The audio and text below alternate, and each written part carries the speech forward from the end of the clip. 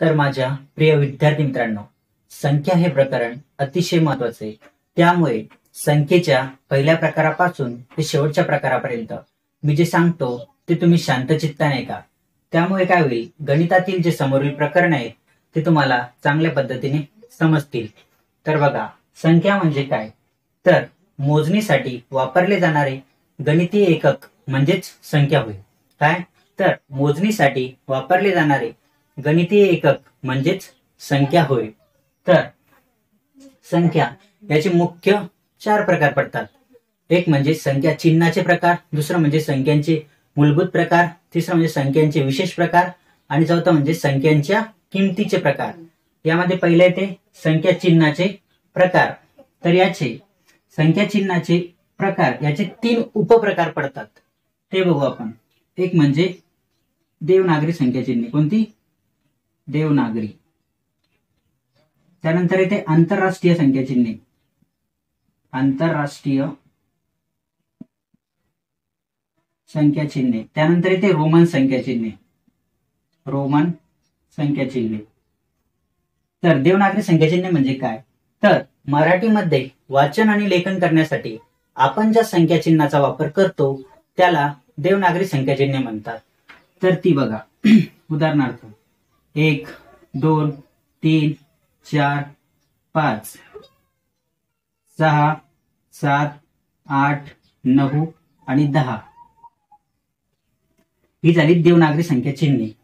त्यानंतर इथे आंतरराष्ट्रीय संख्या चिन्हे. इंग्रजीमध्ये वाचन आणि लेखन करण्यासाठी आपण ज्या संख्या चिन्हाचा वापर करतो त्याला आंतरराष्ट्रीय संख्या चिन्हे म्हणतात. तर ती बघा 1, 2, 3, 4, 5, 6, 7, 8, 9, 10 ही झाली आंतरराष्ट्रीय संख्या चिन्हे. त्यानंतर लास्ट रोमन संख्या चिन्हे. तर प्राचीन रोम मध्ये अस्तित्वात असलेल्या संख्या पद्धतीस रोमन संख्या चिन्हे म्हणतात. तर 1 ते 10 पर्यंत रोमन संख्या चिन्हे तर सर्वांनाच माहिती, तरी सुद्धा तुमच्या माझ्यासाठी मी तुम्हाला परत एकदा सांगतो.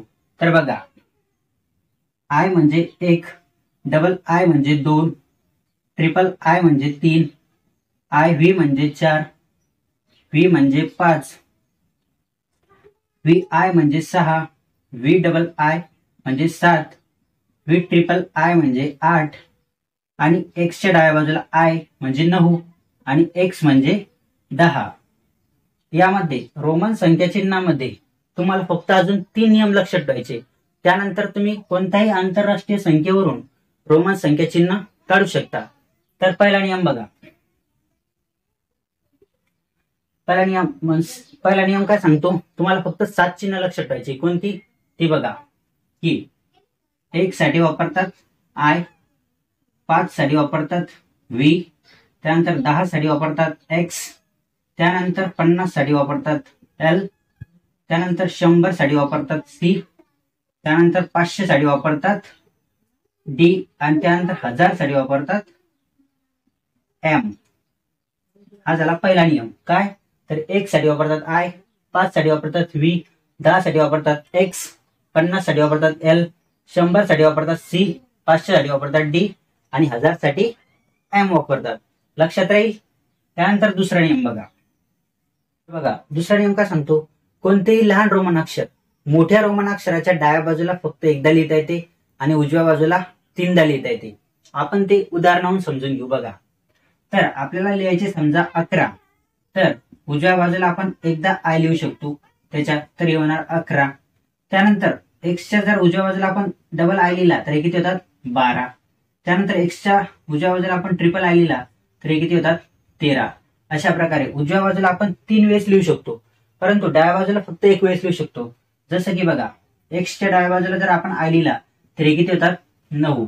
अशा प्रकारे याच्या अगोदर एक्सच्या डाव्या बाजूला फक्त आपण एकच वेळेस लिहू शकतो आणि उजव्या बाजूला 3 वेळेस लिहू शकतो. समजलं दुसरा नियम.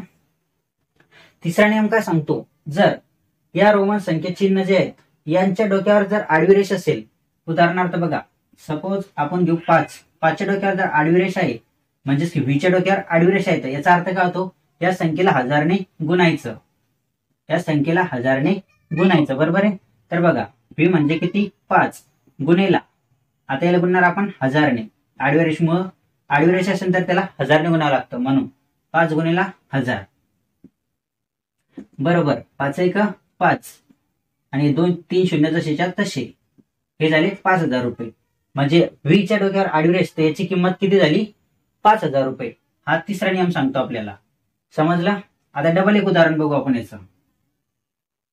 सपोज एलच्या डोक्यावर आडवी रेष आहे, तर याचा अर्थ काय होतो, या संख्येला 1000ने गुणायचं, म्हणजे एल म्हणजे किती 50, तर 50 गुणेला 1000 हे किती झाले 5 1 5 आणि हे 4 शून्य जेव्हा टेकून द्यायचे 2 3 आणि 4, हे झाले 50,000.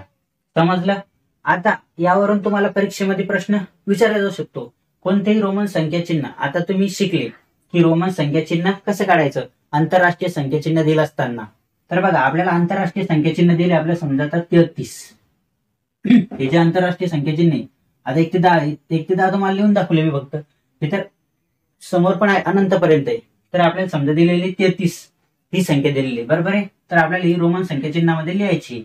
तर कशी लिहिणार बघा, एक्स म्हणजे 10, डबल एक्स म्हणजे 20, ट्रिपल एक्स म्हणजे 30. याच्या समोर आपण लहान रोमन अक्षर किती वेळेस लिहू शकतो 3 वेळेस उजव्या बाजूला, त्यामुळे आय आपण 3 वेळेस लिहू, 1 2 3.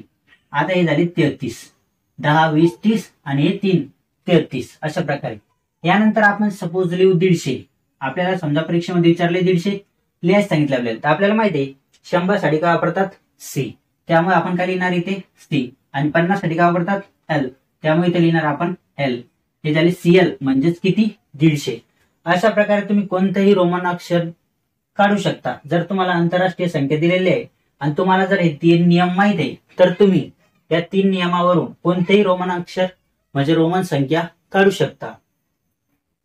समजलं. तर आता बघा, आपण याचा दुसरा प्रकार बघू, संख्येचा दुसरा प्रकार बघू. तो कोणता, मूलभूत प्रकार. ते पण खूप महत्वाचं. बघा, आपण बघत आहोत संख्यांचे मूलभूत प्रकार. यामध्ये प्रथम येते नैसर्गिक संख्या. कोणती, नैसर्गिक संख्या.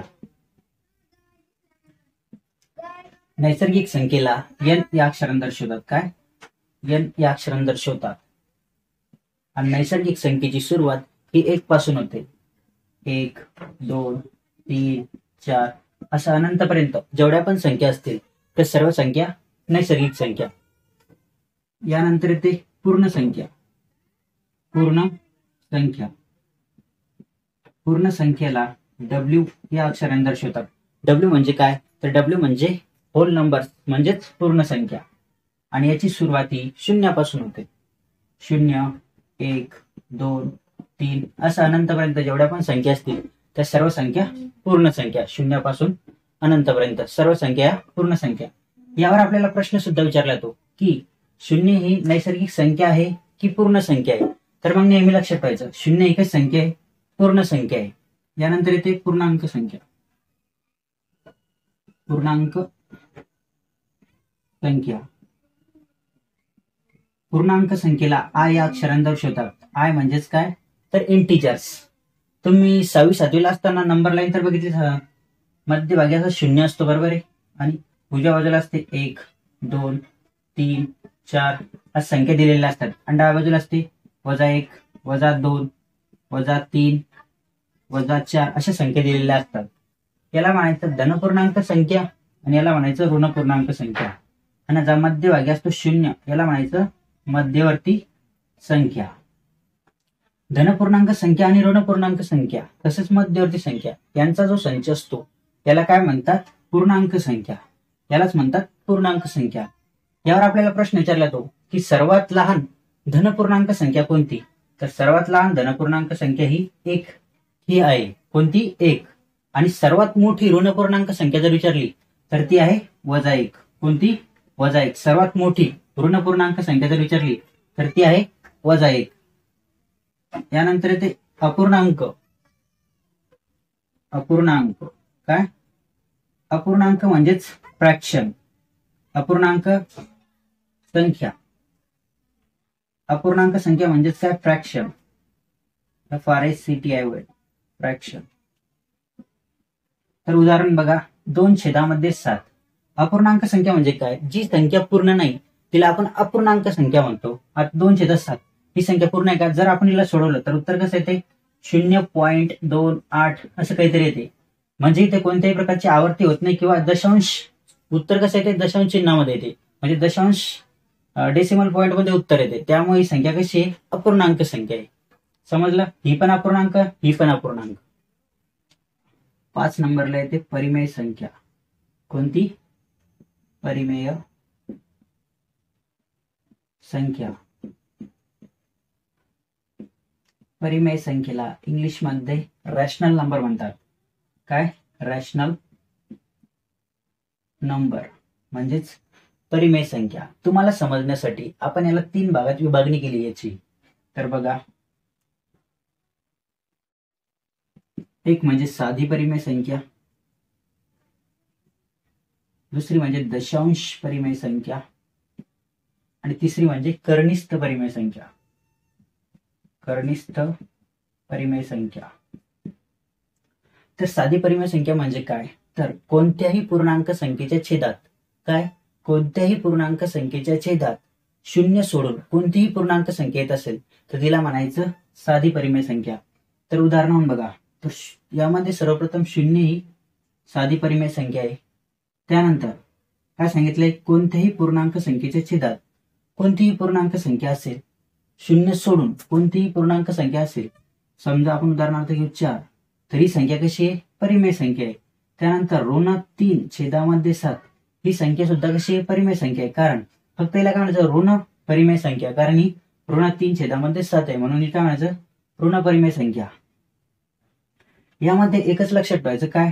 की जर एखाद्या संख्येच्या छेदात 0 येत असेल, समजा उदाहरणार्थ आपण घेऊ 4च्या छेदामध्ये 0, जर आपण याला सोडवलं, समजा 4ला जर आपण 0ने भागितलं तर उत्तर कसं येते? इन्फिनिटी म्हणजेच अनंत उत्तर येते. सांगता येत नाही. त्यामुळे हिला परिमेय म्हणता येईल का? नाही, ही परिमेय संख्या नाही. परंतु जर याच्या विरुद्ध असेल, 0 हा वरती असेल आणि छेदामध्ये कोणती 4च्या ऐवजी कोणती संख्या किंवा 4 बी असेल, समजा 4, तर 0ला जर आपण 4ने भागितलं तर उत्तर किती येते? 0. आणि 0 कशी संख्या आहे? परिमेय संख्या. त्यामुळे ही संख्या कशी आहे? परिमेय संख्या आहे. समजलं? त्यानंतर येते दशांश परिमेय संख्या. दशांश चिन्हाच्या समोर एखादी संख्या किंवा एखाद्या संख्येचा गट जर पुन्हा पुन्हा येत असेल तर त्याला काय म्हणायचं? दशांश परिमेय संख्या. आता उदाहरण बघू आपण. 0.2222. आता बघा, इथे एका संख्येचं रिपिटेशन झालंय, त्यामुळे ही संख्या कशी आहे? परिमेय संख्या आहे. नंतर दुसरी संख्या बघा, 2.143 इथे बघा एका गटाचं रिपिटेशन झालंय, त्यामुळे ही संख्या सुद्धा कशी आहे? दशांश परिमेय संख्या आहे. त्यानंतर समजा तुम्हाला एखाद्या असं बी देऊ शकता की डाव्या बाजूला आपण कोणतीही संख्या घेऊ शकतो. असं नाही की 0 किंवा 2च, कोणतीही संख्या असली तरी सुद्धा ती आपण दशांश परिमेय संख्या म्हणू शकतो. पण केव्हा? जेव्हा एखादी संख्या किंवा एखाद्या संख्येचा गट हा पुन्हा पुन्हा येत असेल तरच त्याला म्हणता येतं दशांश परिमेय संख्या. आता बघा, असं गणित देऊ शकतो तुम्हाला 4.1357666. आता बघा, इथे अगोदर तर रिपिटेशन झालेलं नाहीये, एका संख्येचं पण नाही किंवा एखाद्या संख्येच्या गटाचं पण नाही, परंतु या संख्येनंतर इथे 6चं रिपिटेशन झालंय, त्यामुळे हिला सुद्धा कसं म्हणायचं? परिमेय संख्या म्हणायचं. समजलं? दशांश परिमेय संख्या म्हणायचं. समजा तुम्हाला असं उदाहरणार्थ तुम्हाला एखादं गणित असं बी देऊ शकतात, कसं 1.3 आणि याच्या डोक्यावर अशा टिंब, म्हणजे याचा अर्थ होतो 1.3च्या डोक्यावर बार. तर ही संख्या कशी आहे? ही संख्या सुद्धा कशी? दशांश परिमेय संख्या आहे. अशा संख्या असेल तर त्याला म्हणायचं दशांश परिमेय संख्या. यानंतर येते कर्निस्थ परिमेय संख्या. तर ज्या करणीचं उत्तर हे पूर्णांकात येते, म्हणजे ज्या करणीचं उत्तर पूर्णांकात मिळते त्याला काय म्हणायचं? कर्निस्थ परिमेय संख्या. उदाहरण बघू आपण. समजा वर्गमुळामध्ये आपल्याला दिले 16, त्याचं बाहेर काय निघते 4, म्हणजे पूर्णांकात उत्तर आलं गणित, तर याला काय म्हणायचं? कर्निस्थ परिमेय संख्या. ही कर्निस्थ परिमेय संख्या आहे. यानंतर समजा तुम्हाला असं लागेल घनमुळामध्ये 8 दिले असतील, समजा घनमुळामध्ये 8 दिले असेल तर याचे सुद्धा उत्तर किती येते? 2. म्हणजे 2 ही संख्या कशी आहे? पूर्णांक संख्या आहे. त्यामुळे ही संख्या कशी आहे? कर्निस्थ परिमेय संख्या आहे. समजा तुम्हाला असं दिलं असेल वर्गमुळामध्ये 5, तर जर आपण याला सोडवलं उत्तर कसं येते 2.236 असं काहीतरी येते सपोज. तर याला म्हणता येईल का कर्निष्ठ परिमेय संख्या? नाही, कारण इथं कोणत्याही संख्येची आवर्ती झालेली नाहीये. जशी इथं कशी आवर्ती होते एका संख्येची किंवा एखाद्या संख्येच्या गटाची, त्यामुळे याला आपण काय म्हणतो, त्याला परिमेय म्हणता येईल का? नाही, ही अपरिमेय संख्या आहे. यानंतर बघा अपरिमेय संख्या. अपरिमेय संख्या, अपरिमेय संख्या याला इंग्लिश मध्ये म्हणतात इररॅशनल नंबर. काय? इररॅशनल नंबर. इररॅशनल नंबर. ज्या संख्येच्या दशांश रूप इररॅशनल नंबर म्हणजे काय? अपरिमेय संख्या म्हणजे काय? ज्या संख्येच्या दशांश रूप हे अखंड असते पण आवर्ती नसते. काय? ज्या संख्येचं दशांश रूप हे अखंड असते परंतु आवर्ती नसते, त्याला काय म्हणायचं? अपरिमेय संख्या. उदाहरणार्थ आपण बघू वर्गमुळामध्ये 5. आता ही संख्या आहे, या संख्येचं उत्तर कसं येते? 2.23 असं येते. म्हणजे इथं आवर्ती झाली का संख्येची? कोणत्याही नाही, त्यामुळे याला काय म्हणायचं? अपरिमेय संख्या. ती झाली अपरिमेय संख्या. तसेच दुसरी उदाहरणार्थ 2.13576 इथे सुद्धा आवर्ती झाली का कोणत्याही संख्येची? म्हणजे एखादी संख्या किंवा एखाद्या संख्येचा गट हा पुन्हा पुन्हा आलाय का? नाही, त्यामुळे ही संख्या सुद्धा कशी आहे? अपरिमेय संख्या आहे. समजलं? यानंतर येते वास्तव संख्या. वास्तव संख्या. वास्तव संख्येला इंग्लिश मध्ये काय म्हणतात? Real numbers. काय? Real numbers. रिअल नंबर म्हणजे काय? तर बघा यामध्ये परिमेय संख्या ह्या ज्या आपण लिहिल्या, या परिमेय संख्या ह्या अपरिमेय संख्या, या सर्व संख्यांना काय म्हणतात? वास्तव संख्या. समजलं? या सर्व संख्या परिमेय संख्या आणि अपरिमेय संख्या सर्व संख्यांना काय म्हणतात? वास्तव संख्या. यानंतर येते अवास्तव संख्या. 8 नंबरला अवास्तव संख्या. अवास्तव संख्येला काय म्हणतात इंग्लिशमध्ये? Imaginary number. काय? Imaginary number. इमॅजिनरी नंबर म्हणजेच अवास्तव संख्या. ज्या संख्या वर्गमुळामध्ये ऋण संख्या दिलेल्या असतात, म्हणजे वर्गमुळामध्ये ऋण संख्या दिलेल्या असतात. उदाहरणार्थ वर्गमुळामध्ये ऋण 2 ही संख्या काय झाली? अवास्तव संख्या. जर वर्गमुळामध्ये या पूर्णांक संख्या असतील पण कशा? ऋण पूर्णांक संख्या असतील, तर त्याला काय म्हणायचं? अवास्तव संख्या. वर्गमुळामध्ये ऋण संख्या असतील तर त्याला म्हणायचं अवास्तव संख्या. उदाहरणार्थ 2 या ठिकाणी घेऊ आपण -15. कोणती संख्या असो, फक्त ती आपल्याला वर्गमुळामध्ये पाहिजे आणि ऋण संख्या पाहिजे, तर त्याला म्हणतो आपण अवास्तव संख्या. समजलं? तर 9 नंबरला बघा अखंड संख्या. म्हणजे अखंड संख्या. दिलेल्या संख्येच्या विभाजकाची बेरीज जर त्या संख्येच्या दुप्पट येत असेल तर तिला म्हणायचं अखंड संख्या. काय? जर दिलेल्या संख्येच्या विभाजकाची बेरीज त्या संख्येच्या दुप्पट येत असेल तर तिला म्हणायचं अखंड संख्या. हे आपण उदाहरणावरून बघू. तर बघा 28 ही संख्या घेतली आपण. आता हिचे पाडू आपण विभाजक. 14 दुने 28, 4 7 28, आणखीन 28 1 28. आता यांच्या विभाजकाची बेरीज. आता या 28 जे विभाजक आहे या सर्वांची बेरीज किती आली पाहिजे? 56. जर 56 आली तरच ती संख्या कशी? तरच ही संख्या कशी आहे? अखंड संख्या आहे. आता करू आपण यांची बेरीज. तर बघा 14 28 4 2 7 1 यांची बेरीज जर 56 आली तर ती संख्या कशी आहे? अखंड संख्या. तर बघा 8 आणि 4 12, 12 आणि 4 16, 16 आणि 2 18, 18 आणि 1 19, 19 आणि 7 26, 26 येतील 6 चाले 2, 2 आणि 2 4, 4 आणि 1 5 हे झाले 56. म्हणजेच 28 गुणिले 2 किती झाले? 56. म्हणजेच याचं उत्तर किती आलं? या विभाजकाची बेरीज किती आली? 56. त्यामुळे 28 ही संख्या कशी आहे? अखंड संख्या. समजलं? आता अखंड संख्या कशी काढायची? तर दिलेली संख्या असेल, समजा तुम्हाला एखादी संख्या दिलेली आहे तर तिचे विभाजक करायचे आणि मग त्या विभाजकाची बेरीज करायची.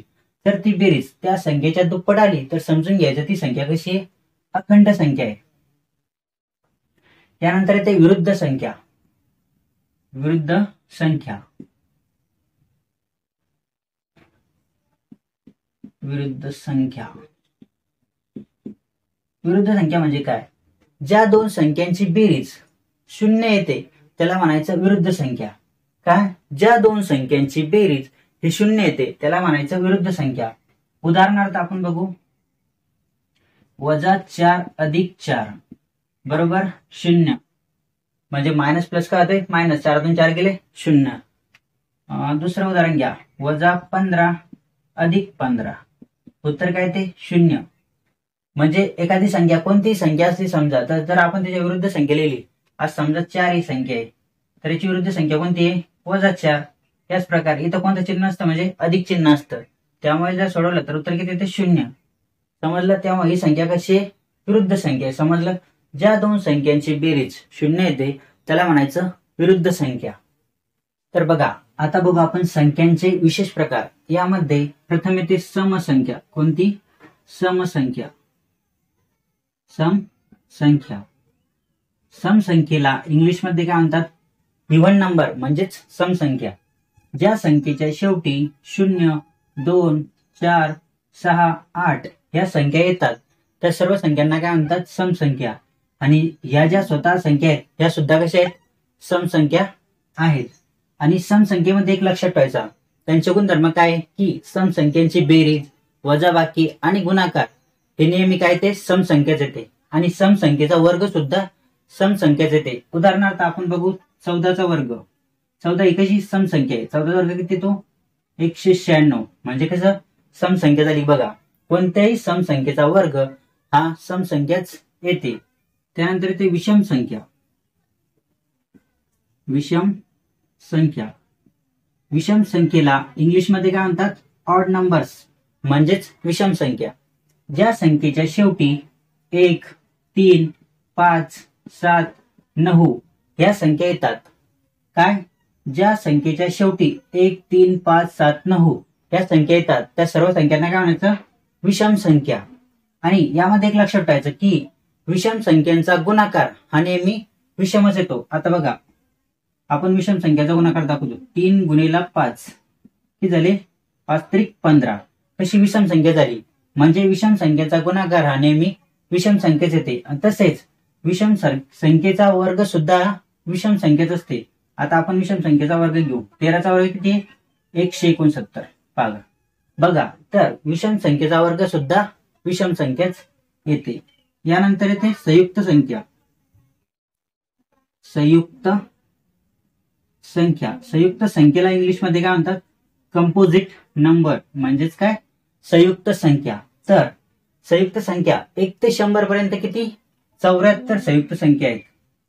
आणि मूळ संख्या सोडून आणि 1 ही संख्या सोडून बाकी सर्व 1 ते 100 पर्यंत मूळ संख्या सोडून आणि 1 ही संख्या सोडून बाकी सर्व संख्या कशा आहेत? या संयुक्त संख्या आहेत. आणि 1 ही जी संख्या आहे ही संख्या मूळ ही नाहीये आणि संयुक्त ही नाहीये. 1 ही संख्या संयुक्त संख्या पण नाहीये आणि मूळ संख्या ही नाहीये. समजलं? यानंतर येते सहमूळ संख्या. कोणती? सहमूळ संख्या. 4 नंबरला येते सहमूळ संख्या.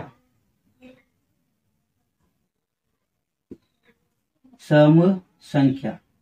सहमूळ संख्येला इंग्लिशमध्ये काय म्हणतात? को-प्राईम नंबर्स. को-प्राईम नंबर्स म्हणजेच काय? सहमूळ संख्या. ज्या दोन संख्येला दिलेल्या दोन संख्येला सपोज आपल्याला दिले 2 आणि 7 या दोन संख्या दिलेल्या आहेत. दिलेल्या दोन संख्येला जर कोणत्याही एका संख्येने भाग जात नसेल, जर दिलेल्या दोन संख्येला कोणत्याही एका संख्येने भाग जात नसेल तर त्या संख्येला काय म्हणायचं? को-प्राईम नंबर्स म्हणजेच काय? सहमूळ संख्या. आता या दोन्ही संख्येला एका संख्येने भाग जातो का? नाही जात. 2 आणि 7 ला कोणत्याही एका संख्येने भाग जात नाही. त्यामुळे या संख्येला काय आपण सहमूळ संख्या म्हणतो. समजलं? यानंतर येते मूळ संख्या. यानंतर येते मूळ संख्या. मूळ संख्येला इंग्लिशमध्ये काय म्हणतात? Prime numbers. इंग्लिशमध्ये याला म्हणतात प्राईम नंबर्स. तर 1 ते 100 पर्यंत किती? 25 मूळ संख्या आहेत. आणि मूळ संख्या कशाला म्हणतात? ज्या संख्येला फक्त 1 ने आणि स्वतःनेच भाग जातो. काय? ज्या संख्येला फक्त 1 ने आणि स्वतःनेच भाग जातो त्या संख्येला म्हणायचं मूळ संख्या. आता उदाहरणार्थ आपण बघू 11. 11 ही संख्या कशी आहे? मूळ संख्या आहे. या संख्येला फक्त 1 ने आणि 11 नेच भाग जातो, दुसरा कोणत्याही संख्येने भाग जात नाही. त्यामुळे या संख्येला आपण काय म्हणायचं? मूळ संख्या. आणि 1 ते 100 पर्यंत किती संख्या आहेत? मूळ 25 संख्या. हे बघा 1 ते 100 पर्यंत 25 मूळ संख्या आहेत आणि त्यांची बेरीज किती येते? 1 ते 100 पर्यंत 25 मूळ संख्या आहे आणि त्यांची बेरीज येते 1060. किती? त्यांची बेरीज येते 1060. त्यानंतर 1 ते 50 पर्यंत किती? 1 ते 50 पर्यंत 1 ते 50 पर्यंत 15 मूळ संख्या आहेत आणि त्यांची बेरीज येते 328. 1 ते 50 पर्यंत 15 मूळ संख्या आहेत आणि त्यांची बेरीज येते 328. लक्षात राहू द्या की 1 ते 100 पर्यंत किती संख्या आहेत? मूळ 25 आणि 25 मूळ संख्यांची बेरीज किती येते? 1060. त्यानंतर 1 ते 50 पर्यंत किती मूळ संख्या आहेत? 15 आणि त्यांची बेरीज येते 328. त्यानंतर येते जोडमूळ संख्या. 6 नंबरला बघा जोडमूळ संख्या. काय? जोडमूळ संख्या. जोडमूळ संख्या. जोडमूळ संख्येला इंग्लिशमध्ये काय म्हणतात? ट्विन प्राइम नंबर्स म्हणजेच जोडमूळ संख्या. ज्या दोन संख्येमधील फरक हा 2चा असतो त्या संख्येला म्हणतात जोडमूळ संख्या. तर उदाहरणार्थ बघा 3 आणि 5. किती? 3 आणि 5 या दोन्ही संख्या कशा आहेत? मूळ संख्या आहे आणि यांच्यामध्ये फरक कितीचा आहे? 2चा आहे. जर 3 मध्ये 2 प्लस केले किती होतात? 5 आणि 5 मधून 3 वजा केले किती होतात? 2 उरतात. बरोबर आहे. त्यामुळे एकच संख्या आहे, जोडमूळ संख्या आहे. अजून एक बघा 5 आणि 7. हे बघा या दोन संख्या सुद्धा कशा आहेत? जोडमूळ संख्या आहेत. कारण यांच्यातील फरक कितीचा आहे? 2चा. त्यामुळे या संख्या कशी आहे? जोडमूळ संख्या आहेत. आणि आपल्याला जर विचारलं तर 1 ते 100 पर्यंत किती जोडमूळ संख्या आहेत? तर लक्षात ठेवायचं 1 ते 100 पर्यंत 8 जोडमूळ संख्या आहेत. किती? 8. 8 जोडमूळ संख्यांच्या जोड्या आहेत. 1 ते 100 पर्यंत 8 जोडमूळ संख्यांच्या जोड्या आहेत. लक्षात ठेवायचं. ठीक आहे. तर बघा त्रिकोणी संख्या म्हणजे काय? तर आपल्याला बघायचं त्रिकोणी संख्या. त्रिकोणी संख्येला इंग्लिशमध्ये ट्रायंग्युलर नंबर असे म्हणतात. काय? ट्रायंग्युलर नंबर म्हणजे त्रिकोणी संख्या. तर त्रिकोणी संख्या म्हणजे काय? तर नैसर्गिक संख्येच्या दुपटीचे अवयव जर क्रमागत असतील तर त्याला म्हणायचं त्रिकोणी संख्या. हे आपण एका उदाहरणावरून बघू. तर बघा आपल्याला दिलेली समजा 15 ही संख्या दिलेली. कोणती? 15. आणि आपल्याला विचारलं ही संख्या त्रिकोणी आहे का? तर कसं सोडवायचं? तर आपल्याला काय सांगितलंय? नैसर्गिक संख्येच्या दुपटीचे अवयव मग याचे दुप्पट करायचे. 15 दुने 30. जर याचे अवयव क्रमागत असतील तर ती संख्या त्रिकोणी संख्या आहे. तर मग आता बघा 5 × 30. किती? 5 × 30 म्हणजे याचे अवयव जे पाडले आपण ते कसे? क्रमागत आहे. म्हणजे 5 नंतर कोणती संख्या आहे? ती 6 किंवा 6 इकडे आले तिकडे 5 आले तरी चालते. 5 × 30 म्हणजे ही संख्या कशी आहे? त्रिकोणी संख्या आहे. म्हणजे 15 ही संख्या कशी आहे? त्रिकोणी संख्या आहे. परंतु जर आपल्याला असं विचारलं असेल की बा 7वी त्रिकोणी संख्या कोणती? 8वी त्रिकोणी संख्या कोणती? तर मग काय? तर यासाठी एक सूत्र आहे. कोणतं? ते बघा. आपल्याला समजा विचारलंय 7वी त्रिकोणी संख्या कोणती? तर सूत्र कसं आहे बघा. n कंसामध्ये n+1 कंस पूर्ण छेदामध्ये 2. आपल्याला विचारलंय 7वी त्रिकोणी संख्या. बरोबर आहे. तर काय करायचं? या यांच्या जागेवर 7 ठेवायची. तर 7 इथं कोणतं चिन्ह असतं? म्हणजे गुणाकार असते. मग इथं 7 + 1 छेदामध्ये 2. हे 7 जसेच्या तसे राहतील. गुणिला 7 + 1 8 छेदामध्ये हे 2. आता इथे कॅन्सलेशन होते गुणाकार आहे म्हणून. गुणाकार किंवा भागाकार असेल तर त्याच्यामध्ये काय कॅन्सलेशन होते. 2 × 1 बेचूक 8 आणि 7 × 4 7 × 4 बरोबर किती? 7 × 28. तर मग आपल्याला काय सांगितलंय? 7वी त्रिकोणी संख्या कोणती? तर 7वी त्रिकोणी संख्या कोणती रे? 28. 28 ही त्रिकोणी संख्या आहे. आपण चेक करू शकतो बघा. 28 ही त्रिकोणी संख्या का चेक करायची आपण जी काढली ती. तर कसं करायचं बघा. 28 घ्यायचे.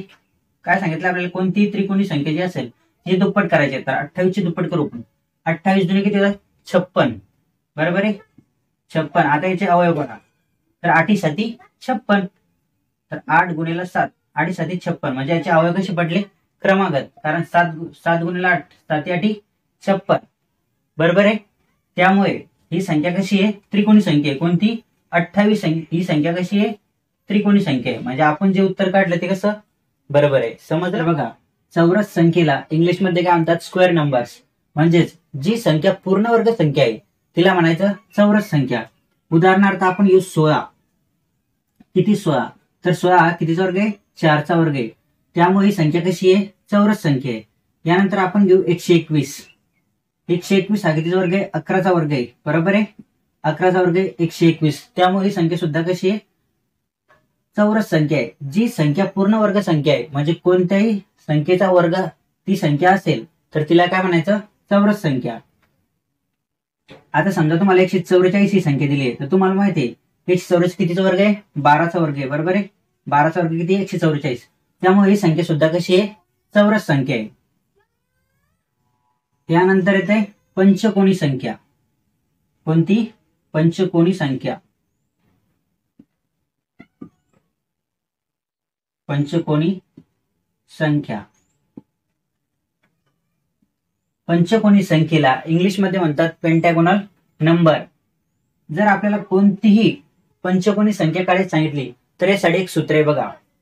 तर n कंसामध्ये 3n वजा 1 छेदामध्ये 2 यावरून तुम्ही कोणतीही पंचकोनी संख्या काढू शकता. आता उदाहरणार्थ तुम्हाला सांगितले चौथी पंचकोनी संख्या कोणती, कितवी, चौथी पंचकोनी संख्या काढायची सांगितली तुम्हाला, तर यांच्या जागेवर 4 टाकायची. आता बघा तुम्हाला दाखवतो मी काढून. तर आपण यांच्या जागेवर किती टाकू, 4. तर 4 इथं कोणतं चिन्ह नसतं म्हणजे गुणाकार असतो. 4 गुणिला 3 गुणिला 4 वजा 1 आणि याच्या छेदामध्ये 2. बरोबर, 4 गुणिला अगोदर कंस सोडवायचा, 3 चूक 12 आणि 12 वजा 1 किती झाले, 11 आणि छेदामध्ये 2 जसेच्या तसे. तिथे कॅन्सलेशन होईल, 2 1 2 2 दुने 4. बरोबर, आणि 11 गुणिला 2 हे बघा, 11 गुणिला 2 बरोबर 11 दुने 22. तर आपली चौथी पंचकोनी संख्या कोणती असेल, 22. अशा प्रकारे तुम्ही कोणतीही पंचकोनी संख्या काढू शकता. फक्त तुम्हाला हे सूत्र लक्षात पाहिजे, काय,